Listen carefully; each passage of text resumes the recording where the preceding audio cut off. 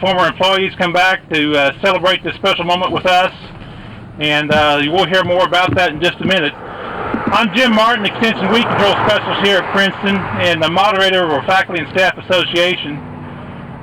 I'm delighted to have the opportunity to introduce the speakers with us today. We have, I think, a panel of a lot of good speakers who have taken time out of their very busy schedules to be here with this special moment with us.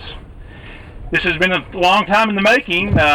Some of those folks who've been on this committee, and I might say also special thanks to Dr. Monroe Rasnick and his committee for putting this together. Actually, there were some of the people in that brainchild this whole idea about putting up a plaque, and this started back well in advance of our 2000 field day when we were celebrating our 75th anniversary. So that's been, what, 3 years ago? Probably 3.5 years in the making. And so here we are today to celebrate what I think is a very special occasion. To welcome the group here are some leaders in the community, our mayor,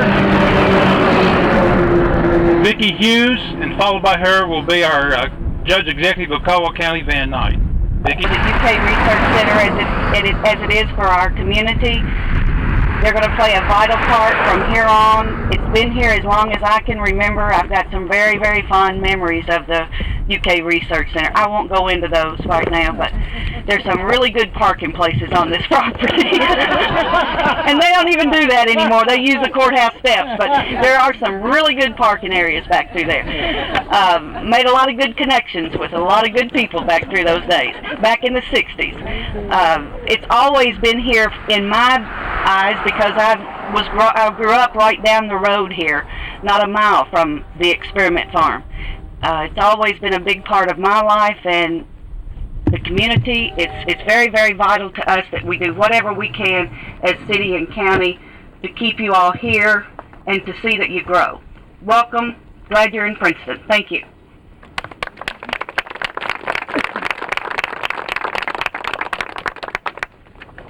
We do welcome all of you here to Princeton. Back when I was younger in the 50s and growing up, we did call this always the experiment farm, and I never did know the true meaning of it. And then when we came along and done all the other things that was happened out here, well, we renamed it to the Research Center. So that sounds a little bit better than experiment station, I guess. But I know Miss Betty to be in it a little later, but Miss Betty, we've done this before, and all this is very valuable to our community and its history. So appreciate all of you being here and hope you enjoy yourself today, and welcome back anytime. We do have, this is attendant of the station, Mr. Donnie Davis, and he will be making some introductions.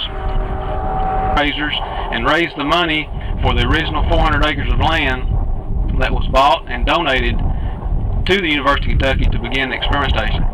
So Miles is really has a lot of history about this facility, and we're sure glad that he's with us today. Thanks for coming. Also, Jim Moore, he's fairly new in our community. He is the Executive Director of the Caldwell Line Economic Development Association. Jim, where are you? Stick your hand up there. Jim had the foresight back in 1925 to come together with the enthusiasm and the desire to have an agriculture experiment station located in this community. Some pieces of the history, starting from the beginning until here we are today, is Dr. Monroe Rasnick. He led the charge in trying to put a lot of these things, not only this here, but the records that we have. Certainly invite you to pick this up and read a little bit more in detail about the history of the experiment station here. I want to go through just a few of the things that were of particular interest for a research center.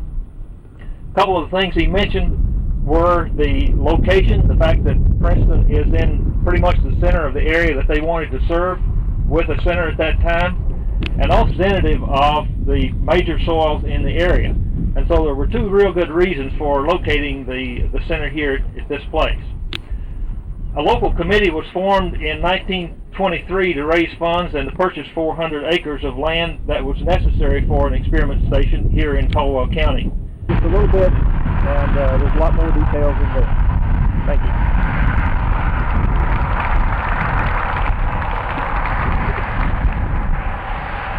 Well, thanks for doing that. Taking down some of those tracks is not a lot. Sift through some papers and newsprint and things. They did a marvelous job putting the book together and bringing us to where we are today. We didn't fight these trucks back in 1920 on the introduction in that society, and we're fortunate to have you here today, so please come forward and share some comments with us. Thank you, Dr. Martin. The Highway Marker Program is dedicated to commemorating the Commonwealth's history through road markers. They recognize historical sites, events, and personalities.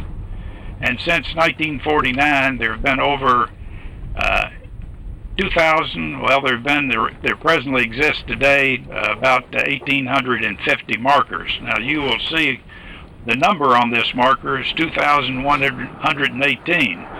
So there's about 200 and some odd that are unaccounted for, and I think most of them succumb to some of the large trucks that have just passed here, and so they're no longer in the inventory. This program is administered by the Kentucky Historical Society in partnership with the Kentucky Transportation Cabinet. And we appreciate the support of T.C. Chambers, who's here today as a representative of the Department of Transportation, and thank Secretary Codell for his support of the program. This marker today records for posterity the partnership between the citizens of Caldwell County, who donated 400 acres, and the University of Kentucky College of Agriculture to develop an experiment station to improve crops, production, and selection of crops. And the important thing is that the vision of citizens in the 1920s is recorded by this marker, so that this generation and those to follow will know that local leaders nearly 80 years ago made good decisions that benefit this generation and those to come. And on behalf of the Kentucky Historical Society, we thank you for allowing us to play a part in this dedication today. Thank you so much. We need to be proud of our state. I've been in a lot of places in the United States, some outside the United States, but I don't think I've ever seen an area that's any prettier than right here. I'm really proud of it.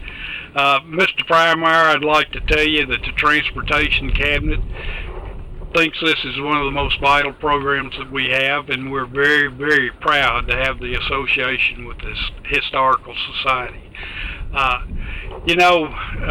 As Mr. Frymeyer said, there are almost 2,000 of these markers scattered across the state, and age, weather, vandalism causes a lot of them to have to be replaced during the year.